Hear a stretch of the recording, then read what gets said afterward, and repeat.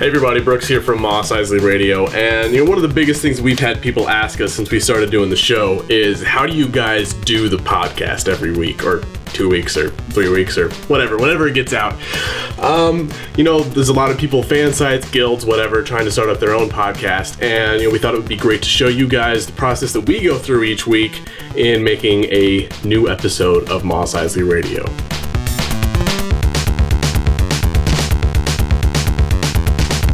So the first part of gathering that warm, beautiful Mos Eisley Radio sound is a good microphone. And I've gone through a couple over the years. The most recent episode, Zach was using this one that I started with from Audio-Technica. At this point, I've upgraded to the studio level microphone, whatever the hell that means. This is a Rode NT1A. I'm a big fan of it because it comes with this fancy shock mount, and I've got this beautiful mic stand here that makes it all fancy. When I'm sitting, I can move it around. It's really a matter of convenience, but it gives off a great sound, and I'm really happy with it at this point. So you get sounds going into microphones, that's fantastic, but you got to get those into the computer, and for that you're going to need an interface. Now I've chosen to use an interface from M-Audio that's probably significantly more than what most people would need for podcasting, but it's got some cool inner features that allow me to do things like sending separate audio to Skype, or just routing stuff that makes the actual act of podcasting over the internet really easy.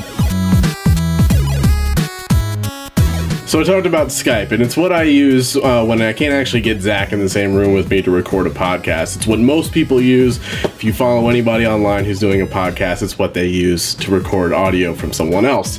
Now, to actually get Zach the audio, I send him a signal from this first interface I use to a second one, which is connected to a laptop.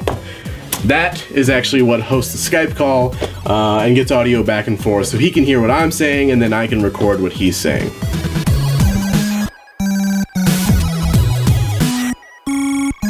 Alright, so I'm talking, Zach's spouting off about troopers and who knows what the hell else. I've obviously got to record that and make it sound good, right?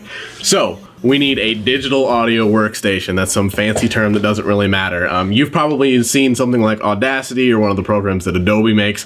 I've used something that's in no way industry standard called Pro Tools. You've probably heard of it used for music production a lot of times. And with my background, I'm incredibly familiar with it, and that's what I use. So I bring in all the audio from the show, clips, music, all the bumpers and stuff like that, and it's actually in here where I clip everything together and edit out Zach's idiocy, so the show actually sounds good.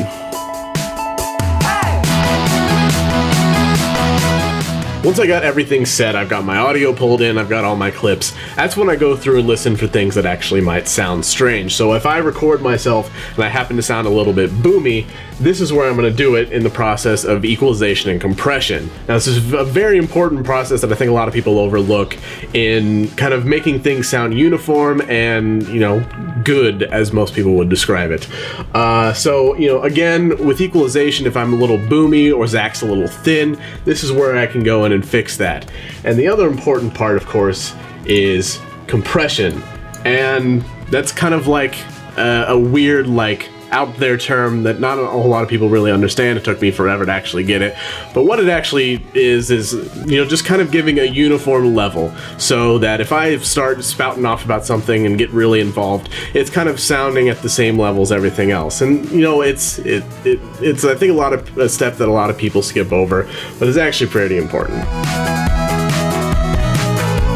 So once I've got level set, EQ's ready to go, compression's all set, it's time to export the file to an MP3, really. There's a couple other options, but I always go with MP3 because it's most compatible with everything else. And I think it sounds best for the quality versus file size comparison, as it were. So the last part of this process, once you have your file ready to go, the podcast is set, you're ready to let people hear exactly what you have to say about the Old Republic, is hosting. And this can be either really easy or really complicated. Most of the time it's really complicated. So in this case at Mos Eisley Radio, we use a hosting company called Liberated Syndication. They have a whole bank of servers set up to host files really, really fast to iTunes and other places around the internet. And it makes even large files really quickly to download. I'm not getting paid to say any of this. It's just a service that I use that's really fantastic. And I would definitely recommend it to anyone looking to host their files.